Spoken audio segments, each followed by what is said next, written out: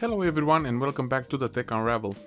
Today I want to start a new series here on the channel. I'm planning on getting a lot of retro handheld consoles like Nintendo and the ones that Sony is selling like the PSP. I already bought a PS Vita and you can find that unboxing here on the channel and also the first impressions. I started to look around on different websites and also started going to flea markets and see what kind of gaming consoles I can get for very cheap. Well, today I have a couple of Nintendo DS Lites, which I bought from a website similar to eBay, because here in Romania we don't have that. I had to find an alternative. So I bought these from a guy and it cost me around 100 Romanian lei, 23 US dollars. So I said, okay, why not? Even if they are not working, I can still see if I can do anything with them. I'll try to repair them, which by the way, I don't know anything about. So I'll just play around and see what happens. So I just decided to buy these ones. I know for sure that at least one of them should come with 2 games. Yeah, let's just go ahead and open the box and see what's inside. Okay. So I can already see the consoles and we do have a game over here. It's Hugo, I think, but yeah, this isn't a Game Boy Advance, this is just a regular Game Boy game that will not work on the DS Lite. But anyway, this is still a game and I am planning on buying Game Boy or a Game Boy Color at least. So I'll have that one for when I buy that console. Let's move ahead. Okay, so we see here the 2 consoles. So at first we have a white one. The hinges are working. We do have the battery cover missing, but yeah, I'll try to see if I can buy it somewhere else. Still have the slot that covers the Game Boy Advance. And actually this one I knew that it comes without a game, so but maybe he put it inside this one. So we have Guitar Hero over here. This looks to be in a good condition. I think it's genuine. Alright, other than that we do have here the case that is broken, but it doesn't affect the functionality. And the battery, it looks to be in a good shape. I don't know if it has charge, but let's put down this one on the side for now. And for the other one, this is the pink one, which I'm not fond of, but it looks better than I expected, to be honest. This does have the battery cover, and I think the battery is inside because it does feel the same weight, but yeah, I'll open up and see. The stylus is missing, and actually, oh, for this one we do have a stylus. Yeah, I think it's an aftermarket, but yeah, it's still fine. The hinge works as well. I think there are a couple of scratches on the screen, only a scratch over here, and if I notice correctly, yeah, even the screw covers are here. And I see that we also have a game over here, which is Planet Rescue. Yeah, I haven't played this game, so I don't know how it is, but hopefully at least one of these works so we can test these games out. Alright. Let's see if they have any juice in the battery and see if they work. This one doesn't, so I'll have to charge it. By the way, it didn't come with a charger, but I do have a third-party one that I bought already, so I'll test that one out. And this one also has the cover for the Game Boy Advance game, so that's great. Let's see if at least this one has any power. And no.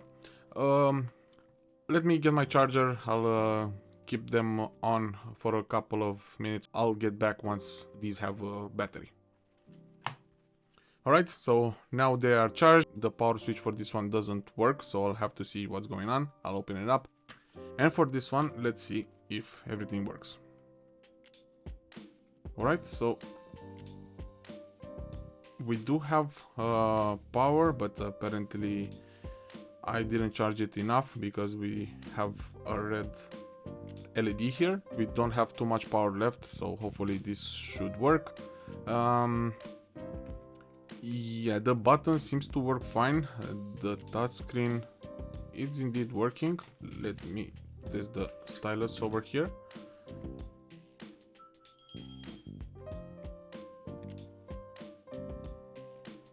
So this actually works. What I want to do is quickly test out the games just to see if this works.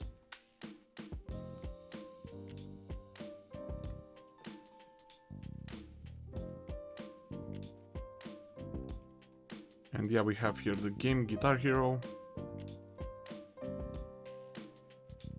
I don't know what I need. I never played Guitar Hero, and especially on a Nintendo DS. So let's try Planet Rescue over here. There we go. Yeah, so sound is working, the buttons seem to work fine, the touchscreen is working, so yeah, I'll have to test out a bit and see if there is anything wrong with it. Actually, let's test out also Game Boy Advance game, just to be sure. I forgot about that one.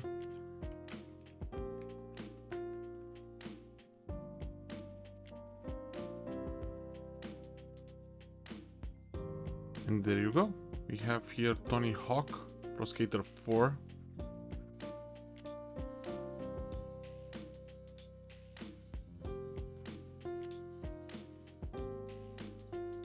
Okay, so the Game Boy Advance slot works as well. So this one, it's actually in a really good shape.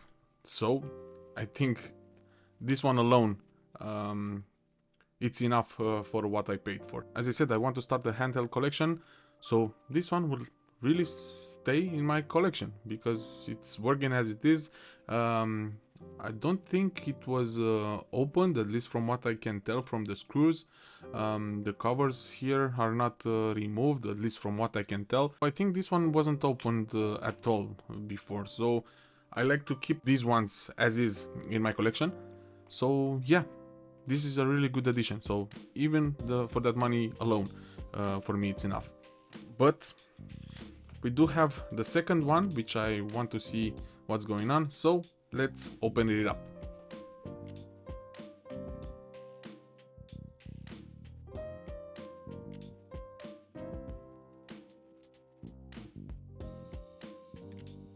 I think the reason why the power switch didn't work was that someone opened it up already and put it on the wrong position. So hopefully we can at least now test it out. I'll try to keep it in place with my hand.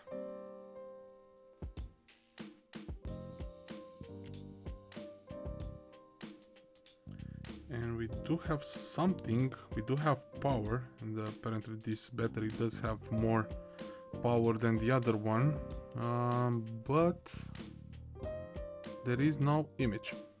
I don't see any signs of degradation or anything, but yeah, for some reason this one doesn't want to power on.